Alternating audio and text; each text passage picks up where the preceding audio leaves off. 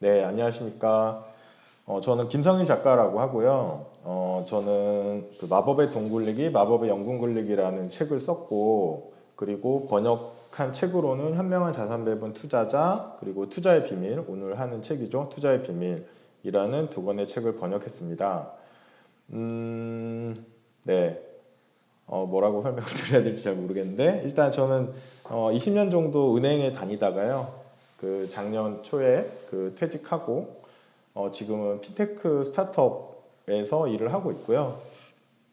여기서 하는 일은 이제 뭐 리치고라는 앱을 설치를 하시면 이제 저와 저희 대표는 홍춘욱 박사이시고요. 홍춘욱 박사님 사진을 보실 수 있을 거고, 하고자 하는 서비스는 이제 저나 홍 박사님이나 이 자산 배분 투자에 대해서 꽤 많이 설명을 드렸고, 그리고 실제로도 그렇게 투자를 하고 있는데, 많은 분들이 좀 어려워하시는 분들이 있어서 저희가 그거를 이제 앱을 통해서 쉽고 간편하게 할 수 있도록 하는 서비스를 만들고 있습니다. 네, 소개는 이 정도 하겠습니다. 네, 우리 작가님께서 말씀해 주셨다시피 여러분 아까 제가 링크 보내드렸잖아요. 리치고라는 자산 배분 앱이 있습니다. 거기 들어가시면은 우리 홍춘욱 박사님 여러분 잘 아시죠? 제가 가끔 우리 박사님 글도 공유를 해드릴 때가 있는데 그분과 함께 우리 김성일 작가님이 그쪽에서 연구를 하시고 또 소중한 글을 기고를 해주시고 계십니다. 이쪽을 통해 여러분들이 또 다른 해안을 또 얻어갈 수 있는 앱이니까 설치하셔서 한번 거기 들어가셔가지고 이리저리 돌려보고 자산 배분과 부동산 그리고 투자 관련해서 많은 그 해안을 얻어가셨으면 좋겠고요.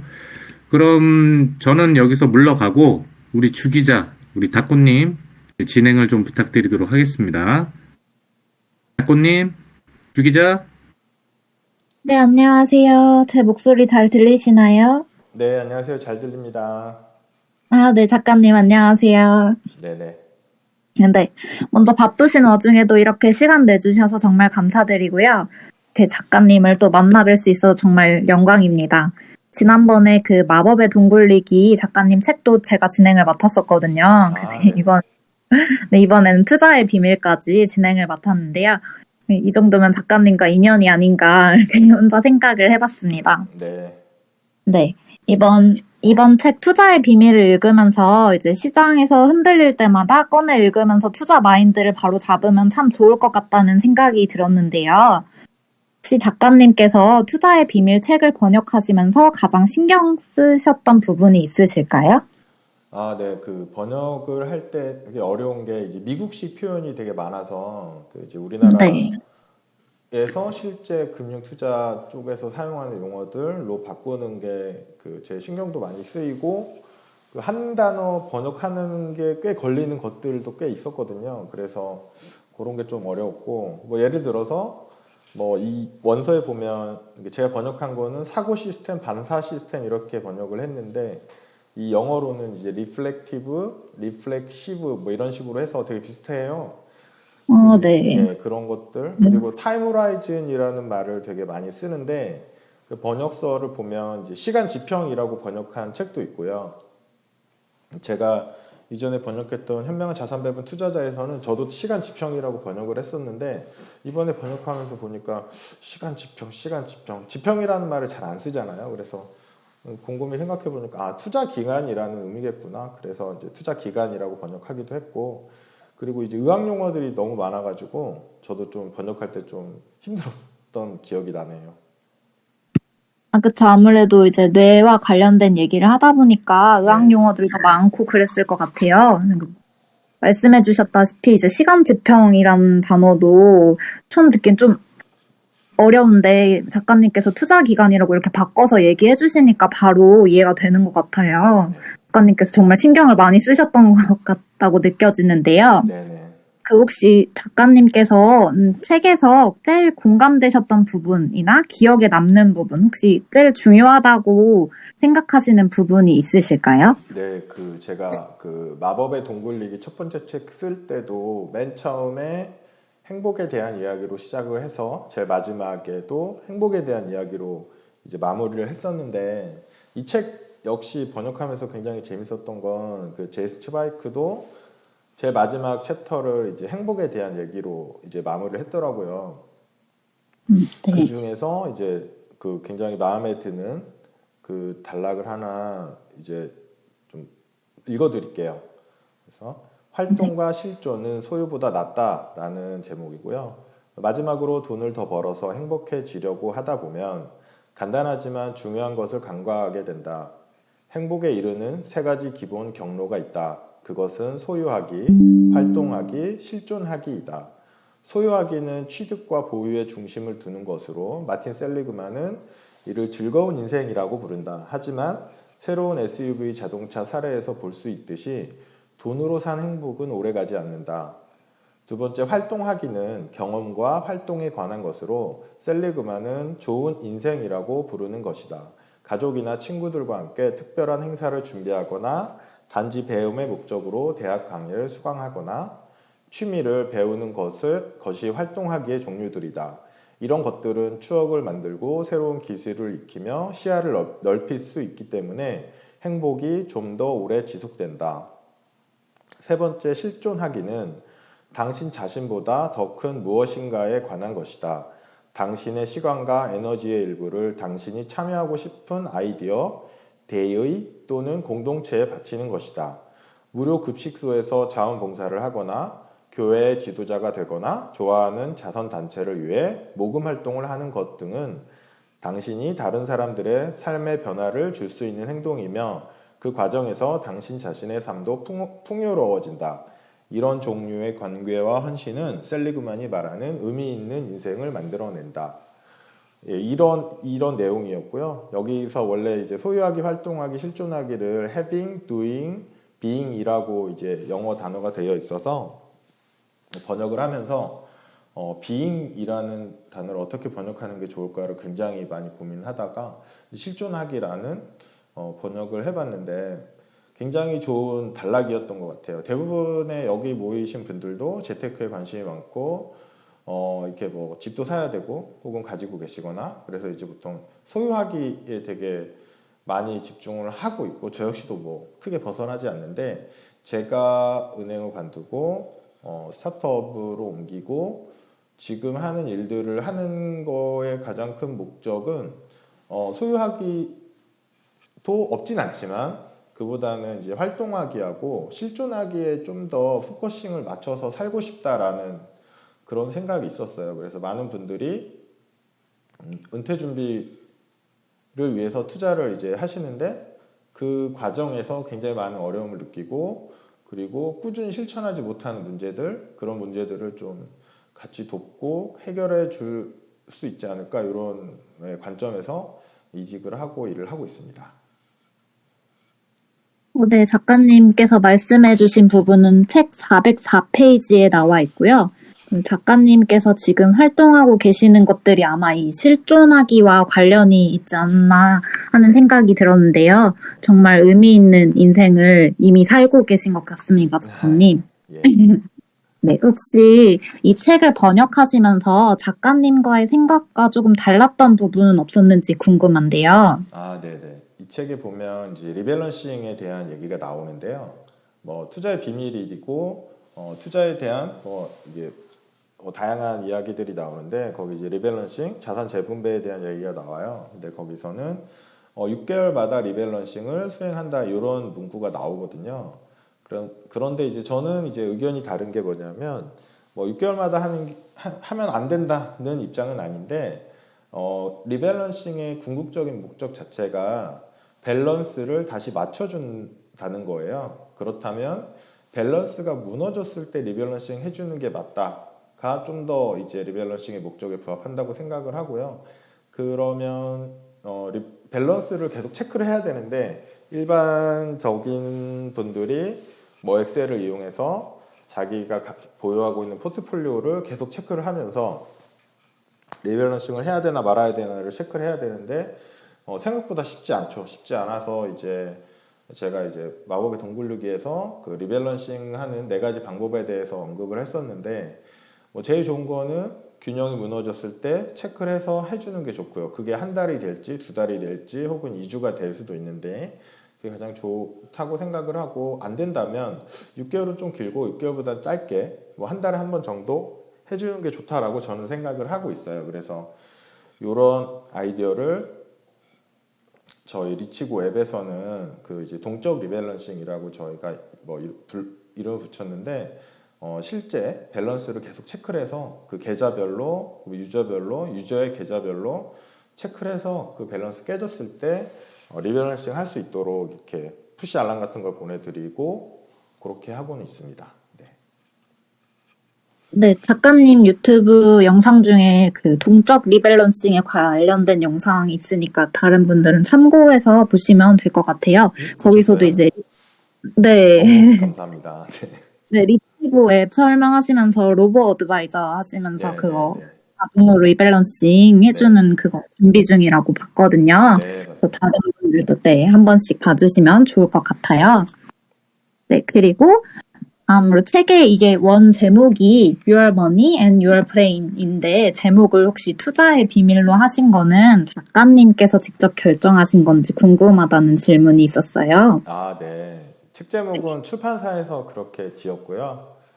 뭐, 책 제목을 정할 때 저한테 의견을 당연히 얘기를 하는데, 물어보긴 하는데, 출판사에서 거의 그냥 정하더라고요. 그 제가 쓴 두 권의 책도 마법의 어쩌고라는 제목을 하자고 했을 때 제가 격하게 반대했는데, 출판사에서 이제 네, 내용은 안 건드리지만 제목은 그렇게 하면 안 된다. 뭐 이래가지고, 원래는 뭐 한국형 자산 배분 뭐 이런 식의 제목을 쓰려고 했는데, 네, 어쩌다가 또 마법이라는 마법 시리즈가 돼버려가지고, 네네, 그렇게 아, 네, 됐습니다. 출판사가 정한 거군요. 네, 맞습니다.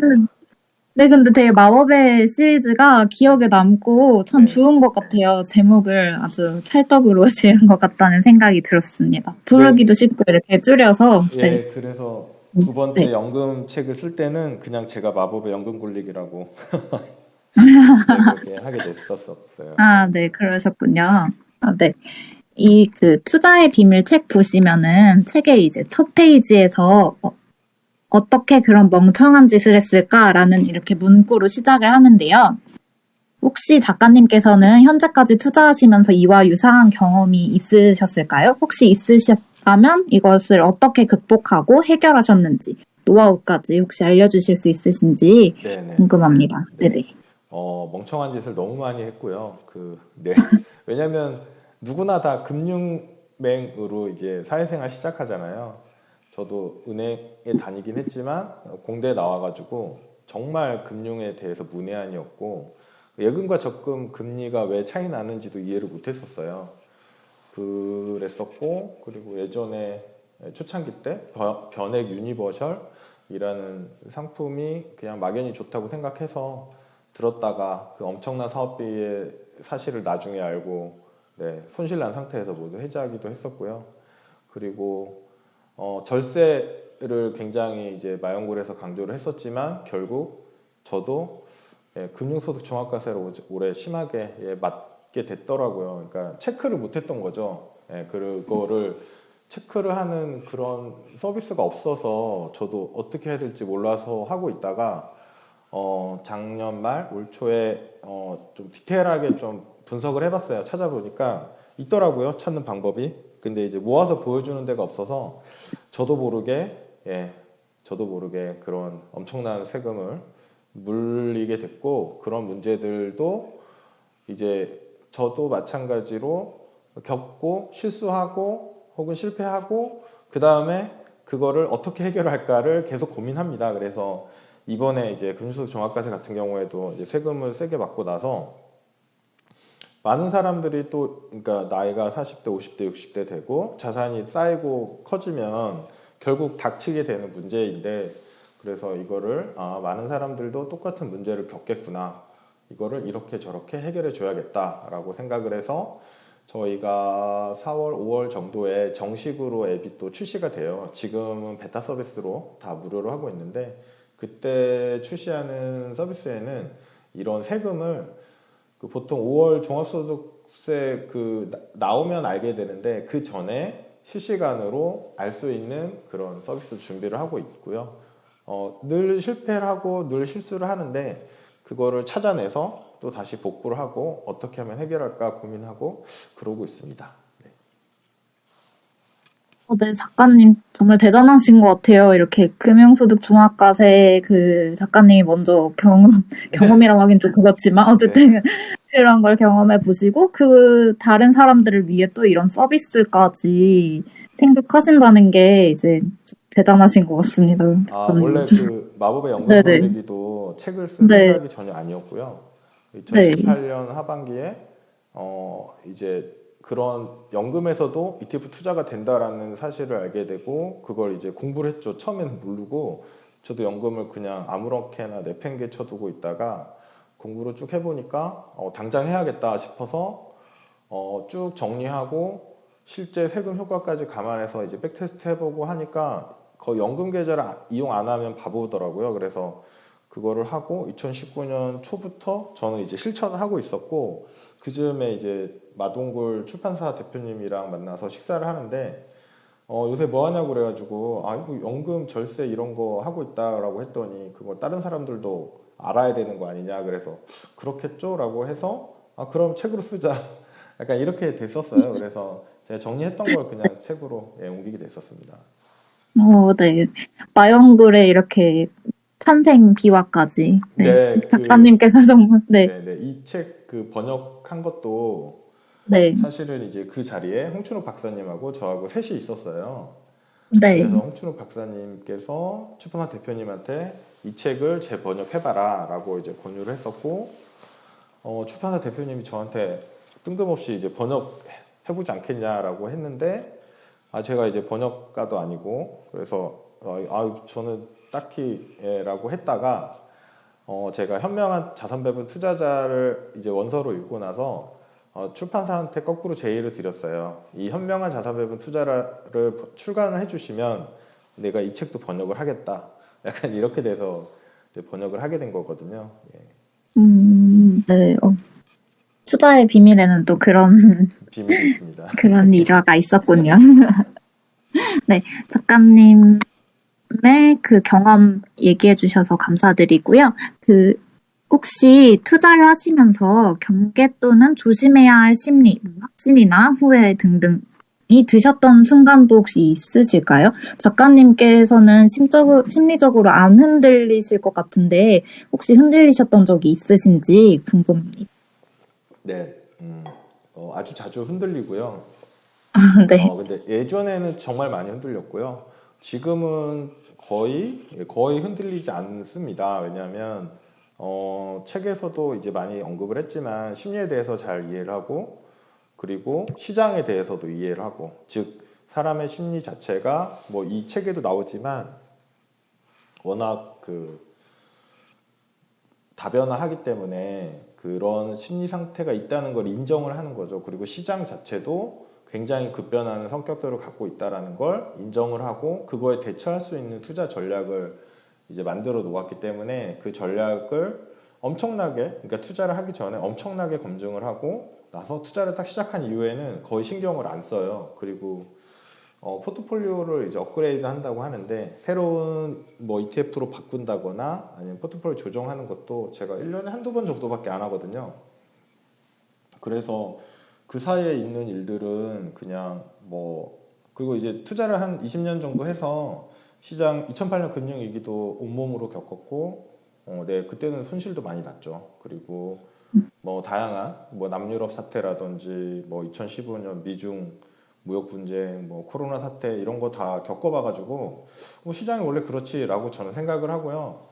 올 1월 달에도 되게 주가가 많이 빠졌잖아요. 미국뿐만 아니고 주가 빠지는데 시장이 그런 게 한두 번도 아니고 예. 그래서 포트폴리오 자체는 별로 안 빠졌거든요. 마이너스 1%, 2% 정도 빠졌는데 그래서 그냥 그러려니 하거든요. 그래서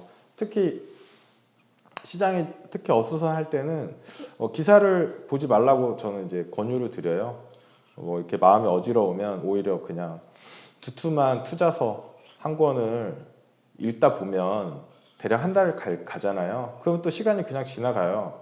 포트폴리오는 원래대로 이제 움직이고 있고 뭐 시장은 또 어느새 또 따뜻한 봄날이 오기도 하고 그래서 예, 그리고 수익이 또 주식이 너무 많이 오를 때도 좀 조심해야 되는 게 저는 자산 배분 투자를 하니까 그 주식이 많이 오를 때는 좀 배가 아프잖아요. 그래서 수익 많이 난 사람 안 만나는 것도 네, 좋은 대처법인 것 같습니다. 네, 감사합니다. 재치 있는 답변이었네요. 수익 좋은 사람 안 만나기. 네. 네, 그리고 이제 작가님은 이제 자산 배분 전략을 하고 계시기 때문에 이제 그 전략을 꾸준히 지키시면서 이제 흔들릴 때 대처를 하신다고 하셨어요. 작가님의 그 마법의 돈 굴리기 책 읽으면서 저희도 흔들릴 때마다 대처를 하면 좋을 것 같다는 생각이 들었습니다. 네. 그리고 혹시 작가님께서는 이제 투자를 하실 때 어떤 시장이나 어떤 상황을 맞이했을 때 희열, 도파민 같은 걸 느끼시나요?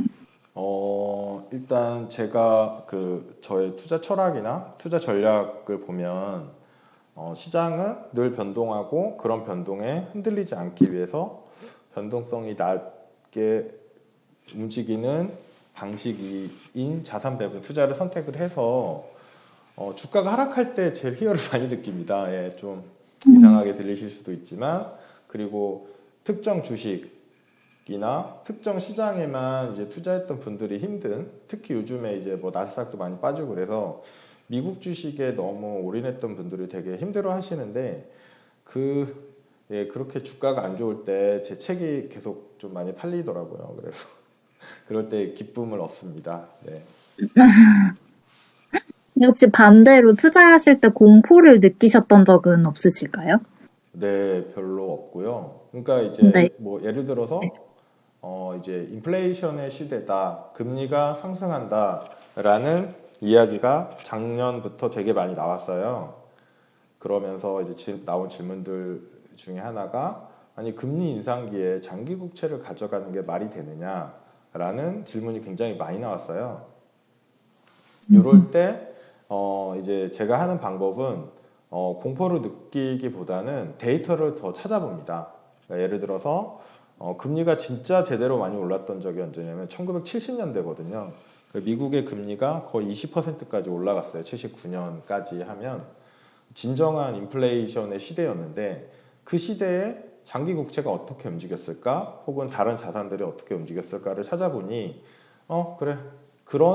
심지어 그런 시기가 다시 돌아온다고 해도 내 포트폴리오 자체는 큰 문제가 없겠다라는 이제 판단이 들어서 오히려 공부의 계기가 되곤 하더라고요. 그래서 투자에 대한 공포는 예, 별로 느끼진 않는 것 같습니다.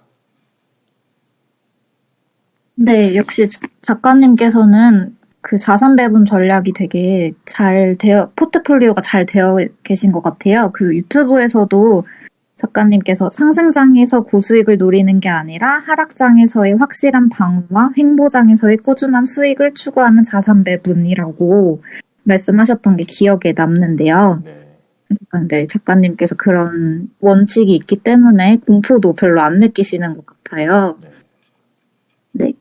그리고 다음 질문으로는 좀 긴데 읽어드리겠습니다. 인류의 기원은 수백만 년 전, 호모사피엔스만 해도 4, 5만 년 전인데 자본시장이 생겨난 것은 400년쯤입니다. 우리 뇌는 생존을 위해 진화되었기 때문에 투자에 적합하지 않다고 하는데 그 오랜 시간을 진화된 우리의 뇌를 투자에 맞는 방향으로 필요한 것들을 인지하고 단기간에 후천적인 노력, 경험, 훈련을 통해 과연 변할 수 있나요? 다수의 비합리적인 투자자들에 비해 인지하고 노력한 조금 덜 비합리적인 투자자들이 시장에서 남을 확률을 높이는 건가요? 라는 질문인데요. 네.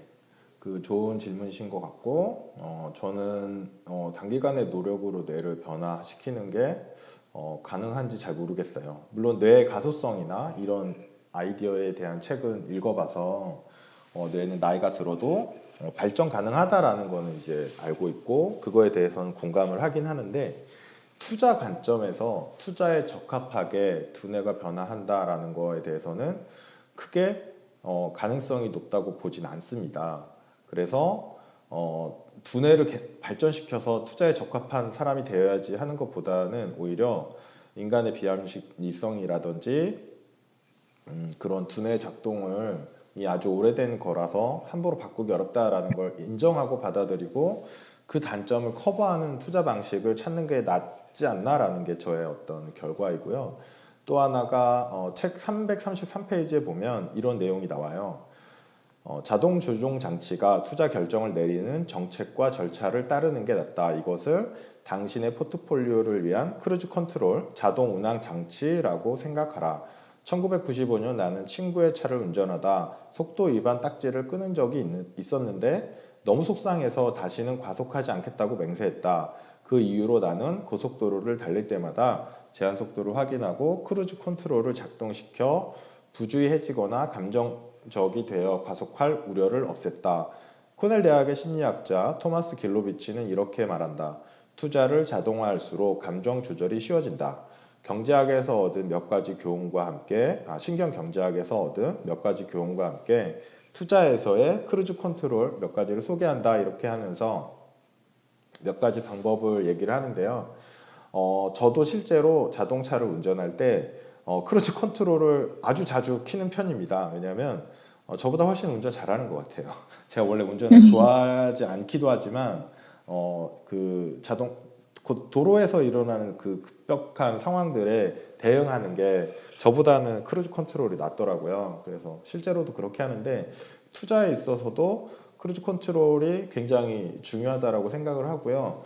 그거를 이제 써놓은 게 이제 마법의 돈 굴리기, 마법의 연금 굴리기고 거기서 이제 저의 투자 스타일은 그런 식으로 이제 자동 장치를 행동 장치를 해놓은 거고 그거를 앱 기반으로 이제 만들고 있는 게 저희 서비스에서 그렇게 하고 있습니다. 네, 감사합니다. 이제 뇌를 변화시키기는 좀 어렵다라고 생각하시고, 네. 차라리 그 비합리성을 인정하고 단점을 커버하는 투자 방식을 찾아서 와연굴이랑 마동굴도 있으시고, 그 다음에 리치고 앱까지 이제 발전시켜서 하고 계시는 것 같아요. 네네. 저희 마법의 돈 굴리기 책에서 자산 배분 전략을 5가지 설명해 주셨잖아요. 첫 번째로 전통적인 자산 배분 따라하기, 두 번째 유대인식 3분법 첫 번째, 세 번째로 유대인식 3분법 두 번째, 그리고 네 번째로 연구 포트폴리오 따라하기, 다섯 번째 핵심 위성 전략. 이렇게 5가지가 나오는데 작가님께서 실제로 하고 계신 자산 배분 전략은 몇 번에 더 가까운지 궁금하고 그렇게 하고 계신 이유까지 말씀해 주실 수 있을까요? 네. 대부분의 그 자산 배분, 특히 정적 자산 배분 전략은 연구 포트폴리오와 굉장히 유사합니다. 그래서 많이 알려져 있는 그 올레더라는 자산 배분 역시도 연구 포트폴리오를 레이 달리오가 변형시킨 형태라고 이제 좀 보여지고요. 그러니까 연구 포트폴리오는 기본적으로 주식, 장기 국채, 골드, 현금을 4분의 1씩 투자를 하게 되는데 올레더 같은 경우에는 채권이 좀 더 세분화되고 비중이 좀 더 많아지고요. 그리고 금뿐만 아니라 기타 대체 자산들도 좀 더 들어가고 제가 하는 자산 배분도 거의 컨셉이 똑같아요. 기본적으로 주식, 국제, 대체 투자인데 주식에는 한국 주식, 미국 주식, 한국 주식 대신에 신흥국 주식이 들어가도 되고요. 그리고 채권에도 한국 국채, 미국 국채 이렇게 분산을 하죠. 국가별 분산을 하고 그리고 대체 투자에는 골드, 현금 이렇게 들어가서 연구 포트폴리오랑 굉장히 유사하다고 볼 수 있고요. 거기서 이제 올레더나 연구 포트폴리오에서 약한 점이 뭐냐면 통화 분산인데요. 통화 분산은 이제 연구 포트폴리오가 500년 전 독일에서 나온 거였고 최근으로는 1980년대 미국에서 이제 연구 포트폴리오의 그 미국식 버전이 나왔었거든요. 그래서 해외 투자라든지 이제 환에 대한 그런 언급이나 반영이 별로 없었는데 저희 같은 경우에는 홍충국 박사님도 워낙 그 환율의 대가이시고 저 역시도 이제 홍 박사님한테 영향도 많이 받았고 공부를 많이 하게 돼서 제 책에 보시면 이제 환노출 미국채를 많이 가지고 왔죠. 달러가 되게 의미 있는 자산의 움직임을 보여주기 때문에 그런 통화 분산이 더 추가되었다라고 보시면 될 것 같습니다. 네, 작가님의 포트폴리오는 연구 포트폴리오와 비슷한데 거기서 이제 통화 분산이 더 추가된 작가님만의 포트폴리오를 구성하고 계신다고 하시네요.